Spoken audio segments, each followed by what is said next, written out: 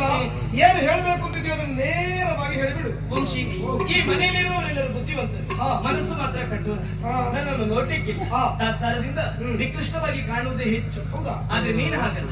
ಎಳ್ಳಿನ 7 ಭಾಗದಷ್ಟು ಲೋಪವನ್ನು ನಿರ್ಮಿತಿಯನ್ನು ಮಾಡಿದವನಲ್ಲ. ನಿನ್ನೆಲ್ಲ ಲೋಪವನ್ನ ಕಾಣಲಿಲ್ಲ. ಯಾಕೆ ಗೊತ್ತಾ? ನನ್ನಂತ ನಿನಗೊಂದು ಪುಟ್ಟ ಹೃದಯ ಅಂತ ಇರ್ತದೆ.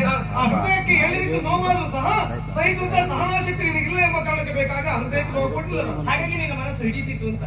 ವಂಶಿ, ಇತ್ತೀಚೆಗೆ ಯಾಕೂ ನಿನಗೆ ನಿದ್ದೆ ಬಂದಾಗ ನಾನೇ ಬಂದು ಗಾಳಿ ಹಾಕ್ಬೇಕು ಅಂತ. ನೀನು ಗಾಳಿ ಹಾಕಿದ್ರೆ ಮಾತ್ರ ನನಗೆ ನಿದ್ದೆ ಬರುವುದಂತ. ನೀನು ಎಚ್ಚರವಾದಾಗ ನಿನ್ನ ಕರ್ಮ ಭಾಗದಲ್ಲಿ ನಾನೇ ಇರಬೇಕು ಅಂತ. ನನ್ನ ಕರ್ಮದಲ್ಲಿ ಇರಿದಾಗ ನನಗೆ ಯಾವುದೊಂದು ಸ್ಫೂರ್ತಿ ತುಂಬುವುದು ಅಂತ. ನೀನು ಮಾತಾಡುವಾಗ ನಿನ್ನ ಮಾತಿಗೆ ಪ್ರತಿ ಮಾತು ನನ್ನದೇ ಆಗ್ಬೇಕು ಅಂತ. ನನ್ನ ಮಾತಿಗೆ ನೀನು ದೊರೆಯದಂತ ಕಾಲಕ್ಕೆ ಯಾವುದೋ ಒಂದು ಸಂತೋಷ ಕೊಡುವುದು ಅಂತ. ನೀನು ನಾನಾಗಬೇಕು ಅಂತ. ನಾನು ನೀನಾಗಿ, ನೀನು ನಾನಾಗಿ ನಾವಿಬ್ಬರು ಒಂದಾದ್ರೇನು? ನನಗೆ ಅರ್ಥ ಆಗಲಿಲ್ಲ ಇದು. ವಂಶಿ, ಜೀವವೇಣಿಯನ್ನು ನುಡಿಸುವ ವೈಣಿಕ ನೀನಾಗಿ ಬರ್ಬೇಕೆನ್ನುವುದೇ ನನ್ನ ಆಸೆ. ಅಂದ್ರೆ ನಾನು ನೀನು ನಾನು ನೀನು ನಾನಿನ್ನನ್ನು ಪ್ರೀತಿಸ್ತಾ ಇದ್ದೆ. ಏನಂದ್ರೆ ನೀನು? ನಾನಿನ್ನನ್ನು ಪ್ರೀತಿಸ್ತಾ ಇದ್ದೆ. ಪ್ರೀತಿ, ಪ್ರೇಮ, ಪ್ರಣಯ,